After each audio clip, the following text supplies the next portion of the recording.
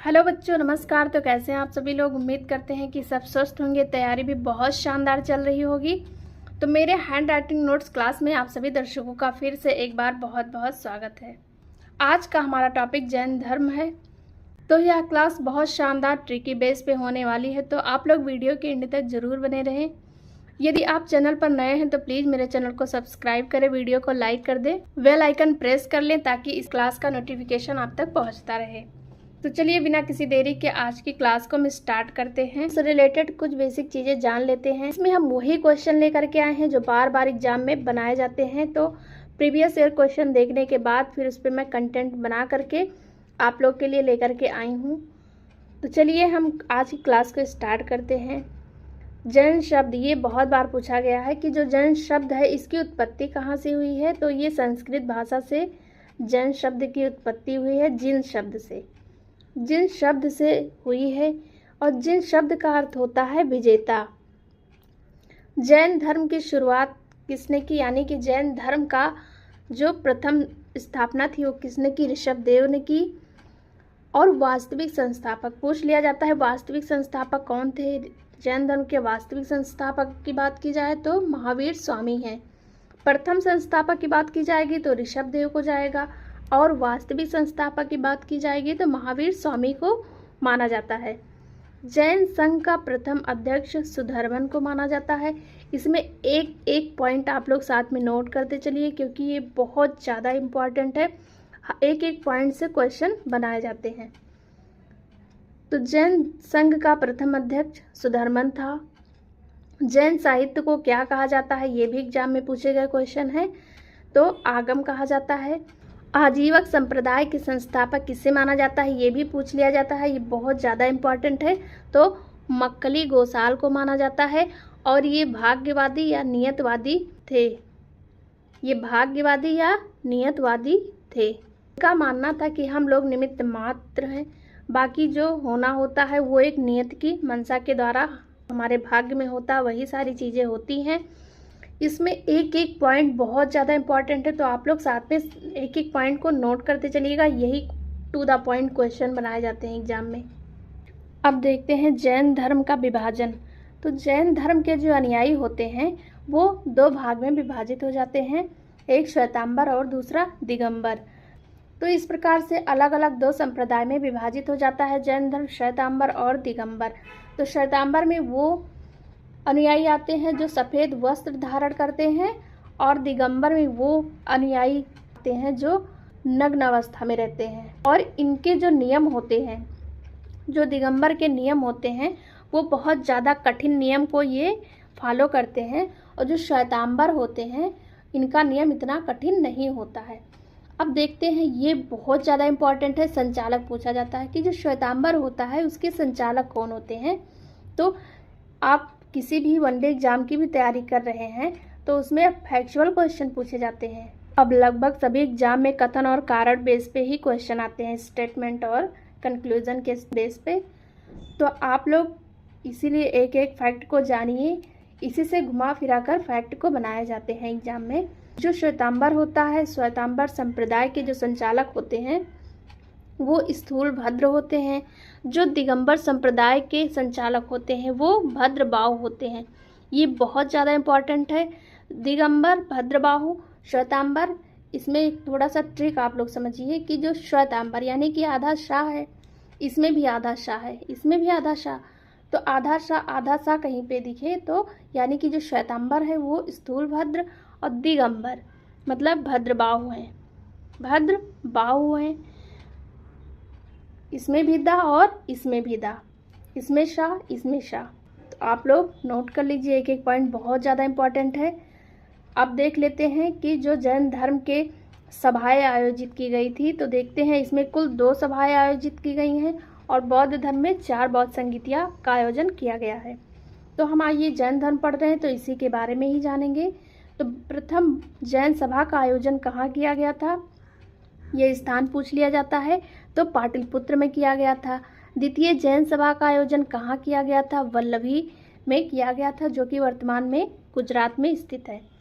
तो प्रथम जैन सभा का आयोजन पाटलिपुत्र में किया गया। अब इसके अध्यक्ष की बात कर लेते हैं हम। तो स्थूलभद्र, जो प्रथम जैन सभा का आयोजन स्थान पाटलिपुत्र और अध्यक्ष स्थूलभद्र थे। द्वितीय जैन सभा का आयोजन वल्लभी स्थान वल्लभी में आयोजित किया गया और इसके जो अध्यक्ष थे वो देवादिगढ़ और क्षमाश्रम थे। देवादिगढ़ और क्षमाश्रम थे। ये देखिए आप लोग, तो एक एक पॉइंट बहुत ज़्यादा इम्पॉर्टेंट है और इसमें हम वही चीज़ें सेलेक्ट करके लाए हैं जो प्रीवियस ईयर क्वेश्चन में बार बार पूछे गए हैं। उसी बेस पे हम कंटेंट तैयार करके आप लोग के लिए लाए हैं। अगर आपको लगता है कि हम आप लोग के लिए इतना मेहनत किए हैं तो प्लीज़ मेरे चैनल को सब्सक्राइब करें और मेरा मेहनत कैसा लग रहा है तो आप लोग कमेंट बॉक्स में कमेंट करें। आइए महावीर स्वामी का परिचय जान लेते हैं, क्योंकि इन्हीं से रिलेटेड एग्जाम में क्वेश्चन बनाए जाते हैं। महावीर स्वामी का जैन धर्म में विशेष योगदान था, तो चलिए देख लेते हैं। तो महावीर स्वामी से रिलेटेड कुछ बेसिक फैक्ट देख लेते हैं जो बार बार एग्जाम में पूछे जाते हैं। तो इनका जन्म कब हुआ था? 599 ईसा पूर्व में हुआ था। इनका जन्म स्थान कहाँ पे है? कुंडग्राम में हुआ था, जो कि बिहार में स्थित है। कुंडग्राम वर्तमान में बिहार में स्थित है। तो माता त्रिशला देवी थी और पिता सिद्धार्थ थे। पत्नी यशोदा थी। पुत्री प्रियदर्शनी थी। मृत्यु इनका कब हुआ था? 527 ईसा पूर्व में पावापुरी नामक स्थान में हुआ था।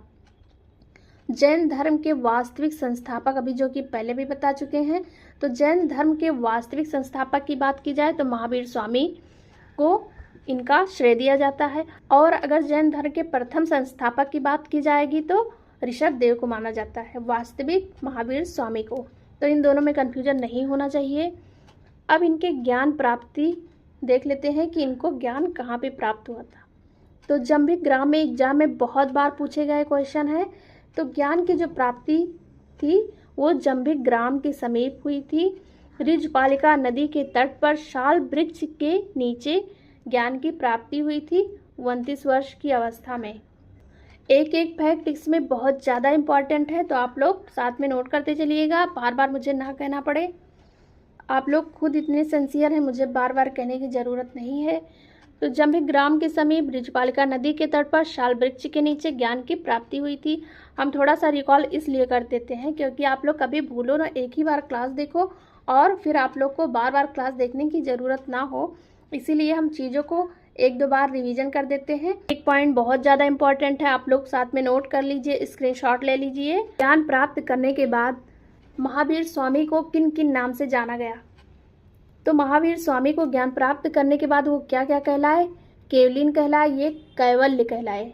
केल्विन या कैवल्य। अरहत, जिन, निर्ग्रंथ कहलाए। तो जो अरहत होता है, जो जिन होता है, इसका अर्थ विजेता होता है। जिन का अर्थ विजेता होता है। निर्ग्रंथ का मतलब होता है बंधन रहित। कभी कभी अर्थ भी एग्जाम में पूछ लिए जाते हैं।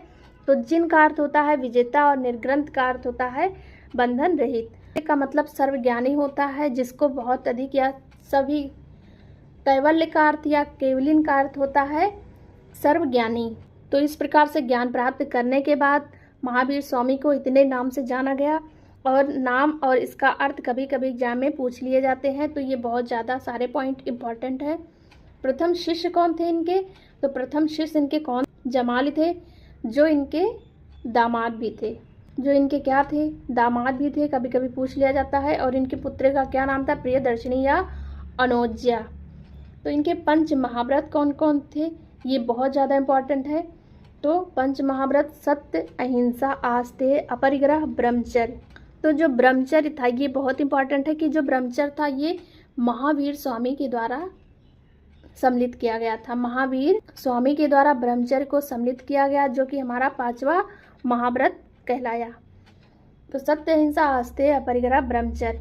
ब्रह्मचर्य जो था वो महावीर स्वामी के द्वारा पंच महाव्रत में सम्मिलित किया गया, उसके पहले 4 ही थे। तो अहिंसा, ऐसा है नहीं कि अहिंसा कहीं से उड़ करके आया, ये सारे ऋग्वैदिक शब्द हैं, ऋग्वेद को ही फॉलो किया गया है यहाँ पे। तो उम्मीद करते हैं कि जैन धर्म बहुत कम टाइम में और बहुत इम्पॉर्टेंट जो फैक्ट थे वही हम आप लोग के लिए लेकर के आए हैं। तो इसमें बस एक एक पॉइंट समझ लीजिए कि वो क्वेश्चन है आपके लिए, एग्जाम में छपने वाले क्वेश्चन है। तो जैन धर्म को इस क्लास में बहुत अच्छे से एक्सप्लेन किए हैं, बहुत टू द पॉइंट समझाने का प्रयास किए हैं। तो मेरा मेहनत कैसा लगा आप लोग कमेंट बॉक्स में ज़रूर बताइएगा। वीडियो के एंड तक बने रहने के लिए बहुत बहुत धन्यवाद। मिलते हैं नेक्स्ट क्लास में।